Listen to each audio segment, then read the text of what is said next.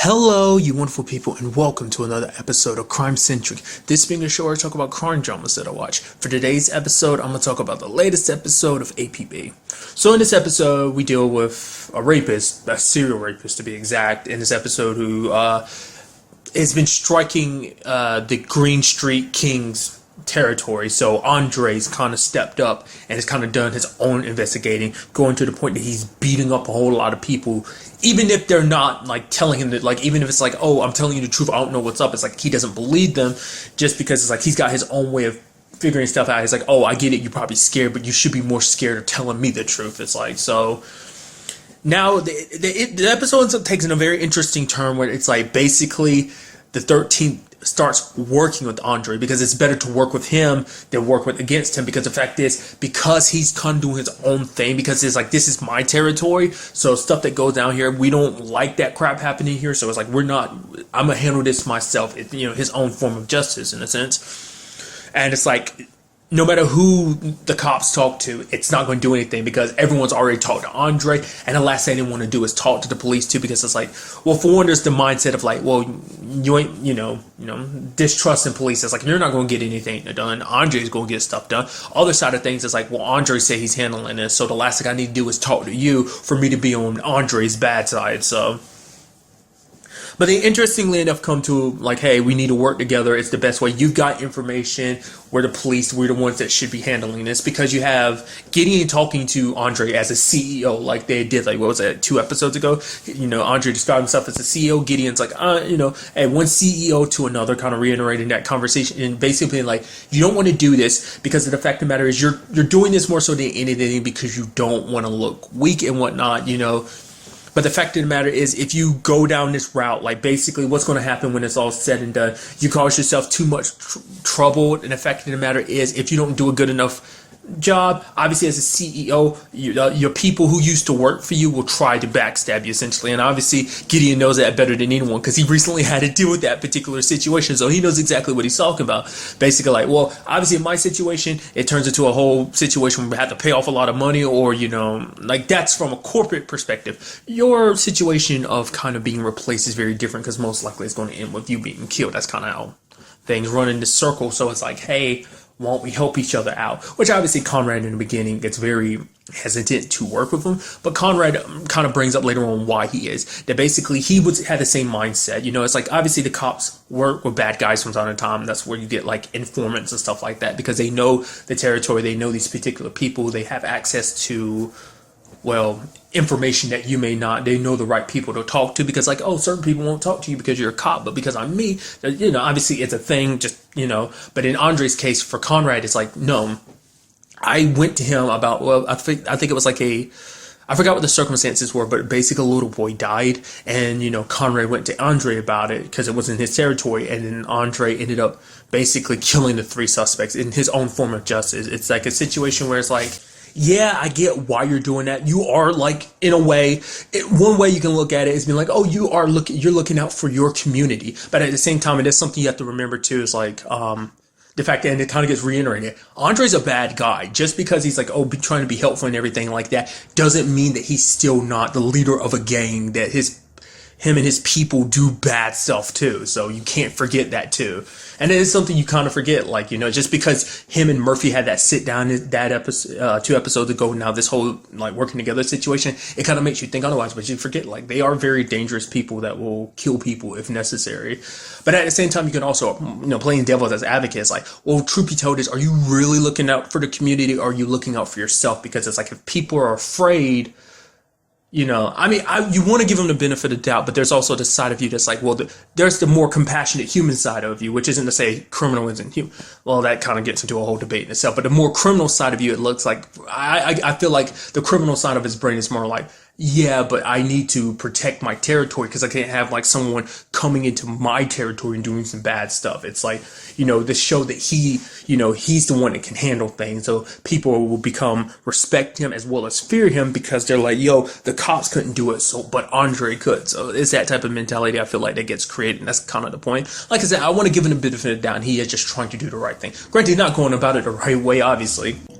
obviously they aren't police, so they have their own way of doing things, to the point like people, like there was one dude that who was kind of a suspect at one point, his name's Carlos, did not want to like, he got super upset when they caught him. So they're like, what, okay, if you didn't have anything to do with this attack, why did you run? It's like, because you're cops, and the fact of the matter is you have like Andre's got people around the neighborhood keeping an eye on you guys, finding out whoever you guys talk to, and whoever you talk to, he talks to next. So basically, Andre, a lot of people are afraid because it's like, Andre's going to pick me up and beat the crap out of me next. And because, like I said, like, he asks questions, but obviously he's not bothering to see if someone's actually telling the truth. He just automatically assumes like, oh, you ain't telling me what I want to know, you're obviously lying. It's like, maybe I just don't know the answer to what you want to know. So, but obviously Gideon, doing the whole tech thing, obviously something we've seen before, the whole like, I forgot exactly what it's called, but basically allows you to get like a 360 view of all the footage.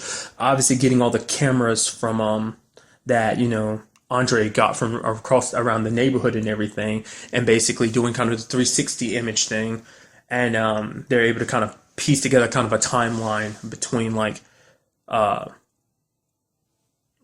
to figure out who the suspect is, which was kind of interesting, that basically the person who came up with the idea is like, oh, because there's so many phones, it's like, oh, getting all the data and stuff off of this would take a while, getting it all together and cutting it together. But then there was the dude who like dropped it off, Damien, who was like, oh yeah, you could do this and that, and did like, you have Pete and Gideon been like, oh, that's actually a really good idea. And in that moment, you have Gideon offering him a job, which I'm curious to see, will that just be a one-off thing, or will we, I mean, obviously we didn't see him for the rest of the episode, but I'm curious to see, does that mean going forward, will we see him pop up from time to time or not?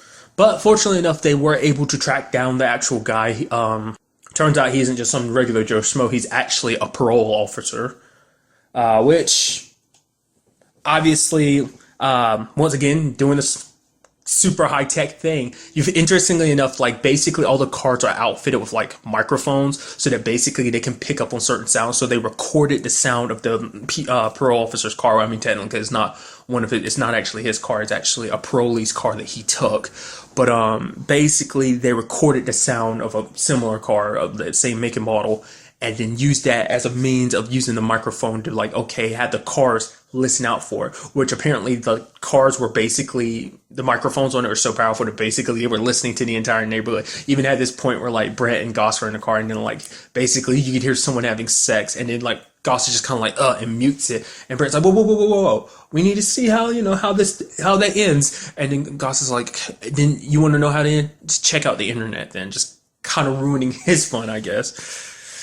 That's just got to be super awkward. It seemed like it was only Brett and Goss who heard it, but I thought it would be hilarious if everyone heard it. But nevertheless, they were able to track him down. This is a point, well, obviously afterwards he ended up getting away, and so Conrad had to do what he didn't want to do, and he ended up having to contact Andre, because it's like, Andre knows the neighborhood, so he'll know, he's got people everywhere, he's got eyes everywhere, so obviously he'll be able to track him down, which he was able to, and was about to throw him off the roof, but it's like, Gideon was able to talk to him. It's like, oh, the fact of the matter is, you want to protect your territory, you want to protect this place, well, the fact of the matter is, you can't do that if you're behind bars, because the fact is that, when this is all said and done, you are going to go to jail, but the fact is, you let him go right now, let us do our job, we'll walk away and pretend like you weren't here, kind of making a compromise. So, which fortunately Andre was willing to listen and backs down. So, because basically when it's all said and done, after arresting the dude, they basically build a help center, community center really.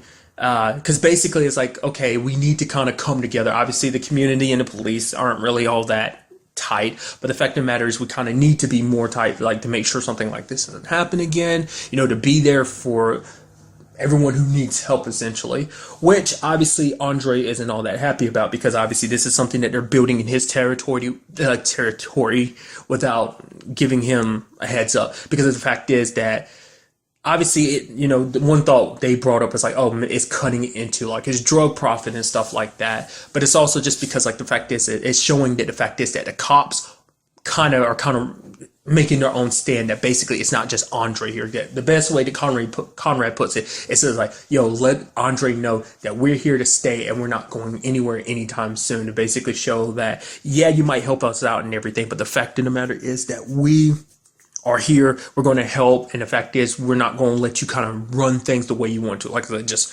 killing suspects however you want to, all willy-nilly and everything. Which obviously we see Andre kind of having this pissed off look, because Murphy's kind of like, oh, you need to be careful. We might need Andre's help in the future. Obviously, I'm sure Conrad would really appreciate it not to have his. I mean, like I said, it's a situation where it's like, obviously, he would prefer it. Maybe there will come a time. It's very interesting to see where that would go, because if it came about, would Andre be willing to help later on now because of this? Because it's like, to him, he might see it as a sign of disrespect. So there's something to kind of keep in mind. So, because even Brent and Goss kind of got a little bit of it. Like, obviously, the cops, when they were trying to talk to any witnesses and stuff like that, everyone's a little tight-lipped and everything. So that's kind of another thing for the community center to kind of bring both sides together a little bit more, to be like, hey, let us know. We are here to help. Just let us know. You have to talk to us so that we can help you. Just like giving, it's something Brent kind of brought up. He was like, oh, give people enough time. You focus on the hate and everything, but give people enough time, and obviously they warm up to you. And that's kind of something I think that was kind of established at the end with the community center. So on the other side of the episode, we were dealing with the whole Ada situation. Still not telling Gideon what's up, because she's like, this is my situation to deal with. Which, to be fair, it kind of involves Gideon too, because this all started because Danny wants to come after Gideon. But I guess for her, more so than anything, it's like, I caused this problem, let me fix it up, to the point like Danny's pushing himself, going even further with his tactics, hacking into her car and everything. Like, he could kill her if he wanted to, and it's like it seems like it might be some sadistic game, but it does seem like he might also be, trying to kill her if necessary. She ends up talking to this professor, was it Malkova, of hers, who kind of knows about the whole situation, which is kind of interesting. That means amongst like that circle, because he's like, oh, the fact is, I heard that Danny's pretty pissed at you. It's like, you want to help me? It's like, no, I don't want to help. Like, obviously he said it a much more tactful way, but basically it was like, I'm not going to help you. That dude's a little crazy. He's a fanatic, and the last thing you want to do is get on a fanatic's bad side. So it's like, obviously if I help you, obviously he's going to be coming after me, so I'd rather avoid that. But basically, Danny's been hanging out with some group named Command Alt, some hacker group. And so basically, being the badass that she is, Ada goes to where they're hiding and like hacks into their system. Obviously, Danny kind of figures it out really quickly. By the time he goes out there, Ada's already gone, and she ends up getting back, and she's like, and he's there waiting in our house and everything. It's like, yo, if you don't like, oh, you're trying to do all this, like, because basically Ada's like, I'm on the defensive here. I'm not trying to start anything. You started this. You literally tried to kill me and everything, which even points to the fact is he has a gun, because she's like, hey, if you try anything, I can leak all this stuff, like all these like illegal activities that I was able to download from your systems and everything. Which for him, he's like, oh, who's to say I don't just kill you? She's like, I have it automated so that if something happens to me, it automatically gets sent to the right people. And which is, I'm like, part of me wonders if she was bluffing or not. I kind of want to think that she was bluffing. I mean, to be fair, who knows? Because of the fact is that, I mean, obviously she had that almost like sigh of relief at the end. So, I mean, obviously she was probably still scared, because it's like he still could have taken that chance. So, but I think she might have been bluffing. Might not have been. She's smart enough to know to kind of take precautions like that. So, or maybe she's just that good of a bluffer, but he's just that adamant about doing this to her. It's like, because she's sitting the cops his way. It's like, well, dude, you're trying to blackmail her into doing something very bad, trying to turn her back on Gideon, which we kind of, not a lot, but a little bit. We ended up finding out a little bit about Ada and Gideon's background a little bit in this episode. We found out how they met is because she tried to hack into his business. She tried to hack into Reeves Industry. Well, not tried. I think she successfully hacked into Reeves Industry 7 years ago. And basically, it was something Gideon was bringing up at the beginning of the episode. I can help you with any situation. Did I not help with the whole FBI situation? So obviously they tracked her down. But, Gideon probably put in a word to be like, no, she's good. So, and kind of brought her on as part of the team and everything like that. So, and the rest is just history, I suppose. But obviously she was able to get Danny to back down, which he's kind of like, but this is far from home. I'm like, dude, what is your problem? She's like, leave the 13th alone, just go away. And he's like, fine, I will for now. And it's like, dude, what is your problem, man? It's just because he's so in his own head, like, oh, Gideon's like evil and everything. He's trying to do good, but then it's like, oh, once you have your strong enough beliefs, you don't want nothing anyone says can change your mind. It's like, I'm set in my ways. I believe this. It's like Gideon. is trying to do good, but I guess at the same time, it's like, the road to hell is paved with good intention. I don't remember what I used that in. I said it in one of these podcasts fairly recently. I don't remember which one I did it in, but nevertheless, still applies here. Kind of like one of those situations where it's like, maybe you can start off good, but eventually it'll turn into a situation where Gideon's kind of got the police doing whatever he wants to. It's like the police have a mind of their own. Yes, Gideon funds them and everything, and stuff has to run through him, but it's like, to be fair, it's like from an outside perspective, it's like, you don't really know Gideon. Maybe in his mind, he does know Gideon. Maybe he studied up on Gideon. He's like, oh, I've seen the way Gideon's act and handle stuff in the past. It's like, oh, we don't need that added to our police force, because he treats Gideon like he's some like dictator or something like that, which is like, no. Granted, yes, he's like a super rich guy. I mean, I like to think of him as kind of like a Chicago's Bruce Wayne. Interesting comparison considering the fact that Gotham's on Fox too. Nevertheless, obviously it doesn't seem like he is letting it go. There was that sweet moment too between Gideon and Ada. He's asking all these questions like, "Is it done?" She's like, "Yeah, it's over." It was a situation I had to deal with it myself, and he's like, "Do I really want to detail?" She's like, "No," which is like, you still should tell him. You really should, because it does involve him and everything. But in her mind, I guess it's done. So. But it was just kind of like Gideon's like, I'm not really good at this whole like emotional thing and kind of being there for people and stuff like that. But he's like, the fact is, I've already like, because she's like, I understand if you don't want to hire me back or whatever, or if you can never trust me. He's like, other people might be like, I can't do that. Yeah, I can't trust you, but I'm not other people. He's like, the fact is, I've already lost one best friend. I can't lose another. I was like, that's my boy Gideon. You're so awesome, Gideon. I love you. Which, well, like I said, we saw that Danny was watching them do a video camera, which, dude, just go away. Like, I'm wondering, is he going to be the end result? Because obviously, I saw that there's only 2 episodes left in the season. I keep forgetting that this season is so short, because I already went into this knowing it was going to be pretty short, because Lucifer comes back May 1st. So there's literally 2 episodes left. So is he going to be the end result? Because I thought Scott was. It's like, Scott hasn't popped up in a while. Him or the mayor haven't really popped up since the last time they popped up a couple episodes back. So it's like, is Danny going to be the biggest threat that they have to deal with? Because obviously it seems like there's like a hacker, like, because from a little bit I saw of the preview, it does seem like there might be like we're dealing with like a hacker group. So Command Alt might be coming after Gideon now because Danny set his sights on him.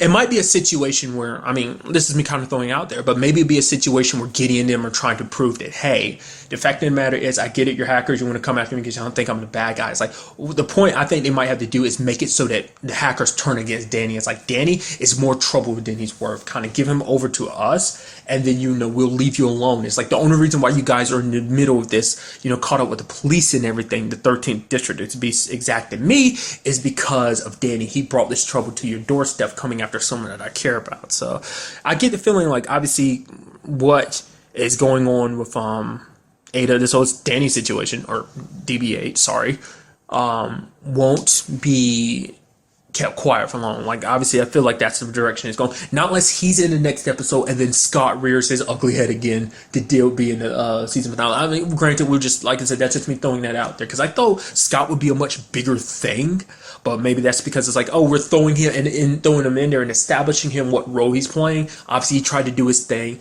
but I feel like he's not done yet, because obviously he has a personal vendetta against Gideon. So, but overall, very good episode. I'm very interested to see what what does go down in the next episode.